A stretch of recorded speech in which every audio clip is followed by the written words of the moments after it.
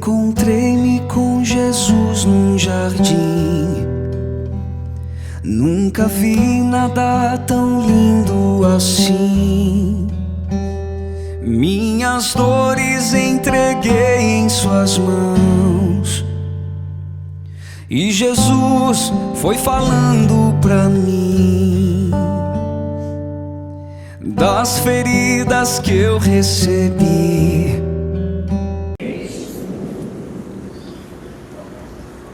Quando eu estava ali atrás para entrar, para iniciarmos a celebração da paixão, alguém me deu boa noite e disse: ops, não é boa noite, é boa tarde. Mas então, imediatamente me lembrei daquilo que narra a Escritura. Desde o meio-dia até as 3 da tarde, fez-se escuridão, fizeram-se trevas por toda a terra. A pessoa me deu boa noite porque estava escuro. O Senhor, sabendo da dureza do nosso coração, muitas vezes desenha os seus sinais. Vejam, essa chuva, esta tempestade, estes trovões nos fazem lembrar a tempestade que se fez, os trovões, o terremoto que se fez no dia da morte de nosso Senhor. Deus é assim, Ele compreendendo a nossa fraqueza, a nossa lentidão no entendimento. Jesus diz isso no Evangelho, não é? Como sois lentos no entendimento, como sois cabeça dura. Ele nos ilustra mesmo aquilo que Ele quer nos comunicar. E meus irmãos, a cruz é isto. Porque vejam só, para nos salvar, para redimir a humanidade, não seria absolutamente necessário que o Senhor fosse até aquele grau todo de sofrimento. Não seria necessário que Ele fosse chicoteado como foi, que Ele fosse cravado em suas mãos e seus pés como foi, que Ele fosse coroado com seus espinhos a ponto de até o seu olho ser perfurado. Mas, então por que Ele suportou tamanho sofrimento? Veja, o que nos salvou não foi a quantidade de sangue derramado, mas a quantidade de amor. Então, qualquer pequeno sacrifício, uma vez que seria com o amor infinito do Filho para o Pai, seria suficiente para nos salvar. O choro do menino Jesus na manjedoura seria suficiente para nos salvar. Então, por que tudo isso? Eu gostaria de retomar aqui para ilustrar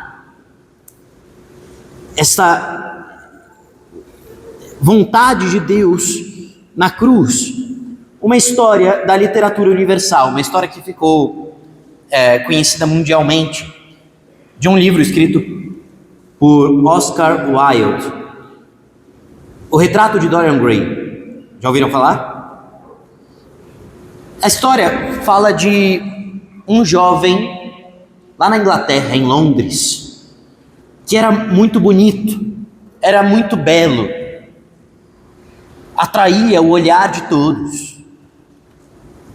Então, um dia, um artista, um pintor, encantado com a beleza daquele jovem, pediu para retratá-lo, pediu para fazer um quadro daquele jovem chamado Dorian Gray.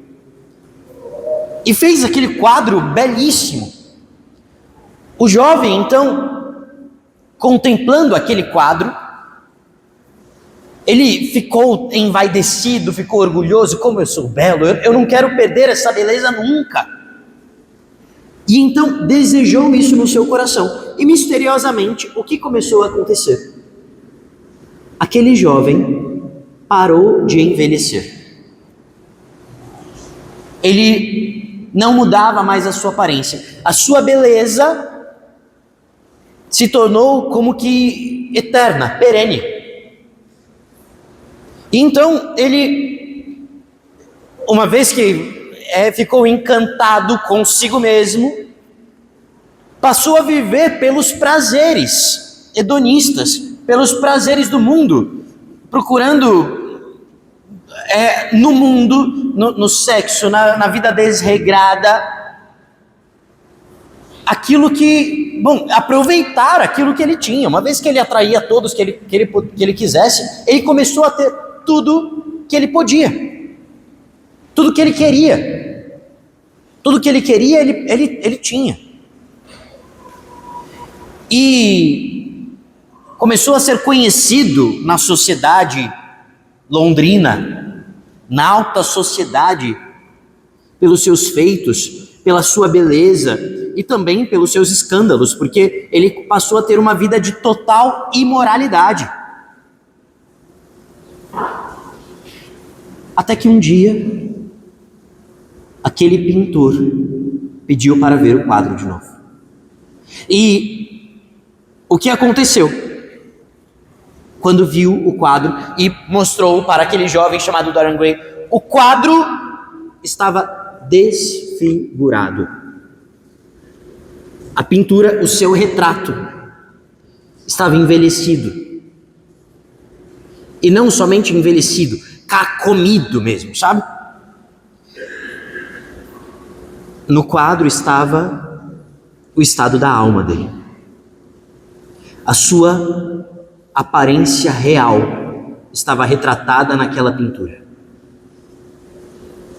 Dorian Gray ficou então revoltado, matou o pintor e tentou consertar de algum modo aquilo que ele estava fazendo na sua vida, mas não conseguiu, até que um dia ele olhou de novo aquele quadro, estava mais feio ainda, mais horrendo ainda, era a pior aparência humana que ele nem poderia imaginar, e no acesso de fúria ele pegou um quadro, pegou uma faca para rasgar aquele quadro, o acertou. Então os empregados da sua casa ouviram um grito, e quando chegaram no quarto,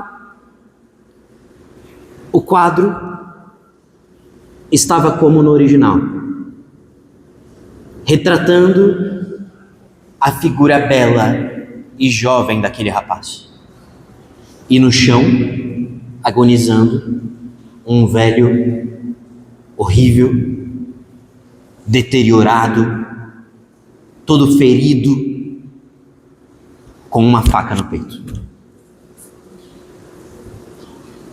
O que essa história retrata é a ilusão dos prazeres deste mundo e como o pecado cega os olhos para ver o verdadeiro estado da alma.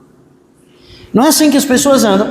As pessoas andam por aí ofendendo a Deus e vivem como se estivesse tudo bem. O mundo esquecido de Deus não tem nenhuma dor por vezes na sua consciência. Então o que Deus fez? Deus pintou um quadro para retratar o verdadeiro estado da humanidade. Este quadro é Cristo na cruz. O que está aqui na primeira leitura do livro do profeta Isaías? Veja só. Muitos ficaram pasmados ao vê-lo.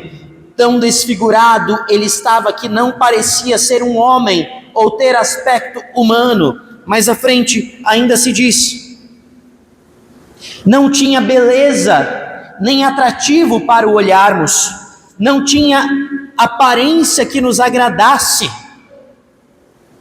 O que está escrito aqui no livro do profeta Isaías descreve a aparência exterior de Cristo na cruz, mas mais do que isso, descreve a aparência interior do homem no pecado. Compreende isso? Assim como aquele jovem da história lá do escritor Oscar Wilde estava desfigurado por dentro, mas não podia ver, não podia perceber, porque estava iludido pelos prazeres do mundo, e então viu naquele quadro, pôde ver na sua frente como um espelho da alma, naquele quadro o verdadeiro estado do seu interior. Quando nós olhamos para a cruz, quando nós olhamos para as chagas de Jesus, nós olhamos para o que acontece em nós por causa do pecado. A cruz é um espelho da verdadeira malícia do pecado, do verdadeiro horror do pecado, da feiura do pecado. A cruz que nós vamos usar hoje, a cruz que eu acabei de abençoar ali na porta da igreja, a cruz que nós vamos beijar hoje, ela será usada hoje pela primeira vez. E eu quis trazer aqui para a igreja uma cruz o mais chagada possível. As chagas ali na cruz que nós vamos beijar, que mostram até os ossos. E ainda é nada diante do quão desfigurada está a alma do homem no pecado. Uma vez que nós não conseguimos ver isso, Deus quis mostrar: o pecado não é banal. Não é. O pecado não é inofensivo. Na verdade, olhando para Cristo, olhando para os flagelos de Cristo, nós vemos os flagelos que fazemos a nós mesmos quando pecamos. Como se tivéssemos um chicote e batendo em nós mesmos, nos desfigurando. Por isso, Cristo foi até a cruz. Por isso, Ele não nos salvou de um modo que não fosse muito visível, porque Ele quis tornar muito visível a maldade do pecado. Mas não somente isso. Ele quis também tornar muito visível, por outro lado, a grandeza do seu amor.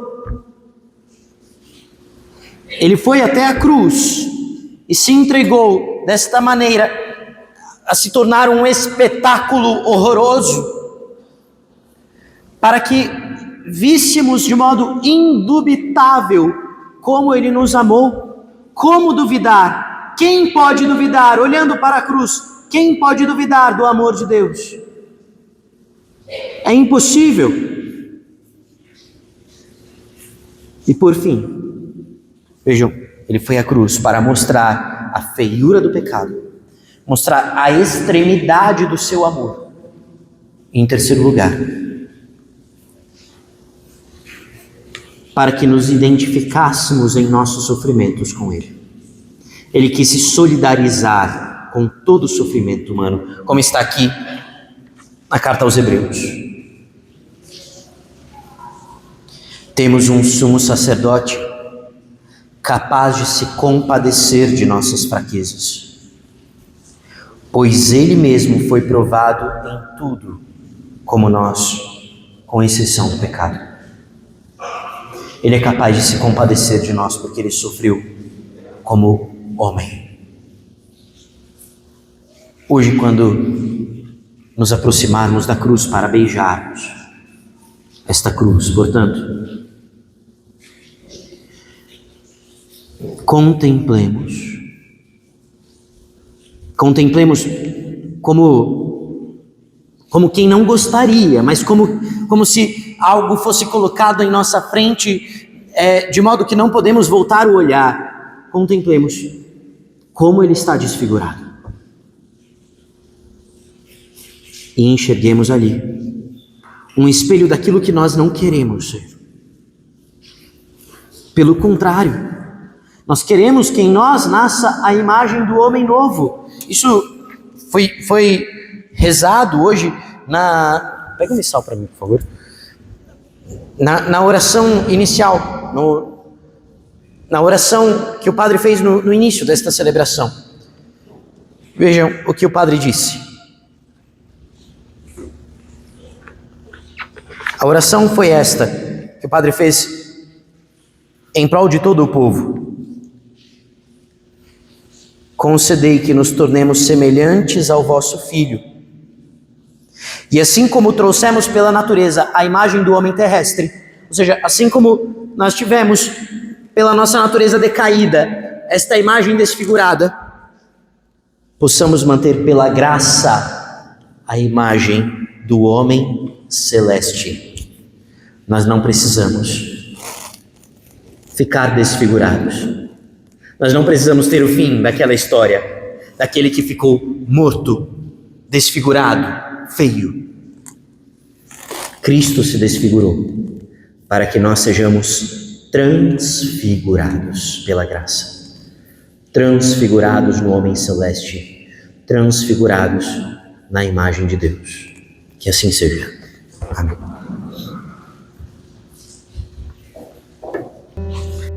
Não saíram sangue nem dor, foi por isso que o mal eu venci, porque delas só saía amor, foi sempre o meu amor. Foi por você que eu me deixei ser tão chagado e ferido. Por isso sinta-se amado e querido, pois é o meu amor que cura a sua dor. Foi por você que na cruz meu sangue foi derramado. Por isso sinta-se querido e amado, pois é o meu amor que cura a sua dor, que cura a sua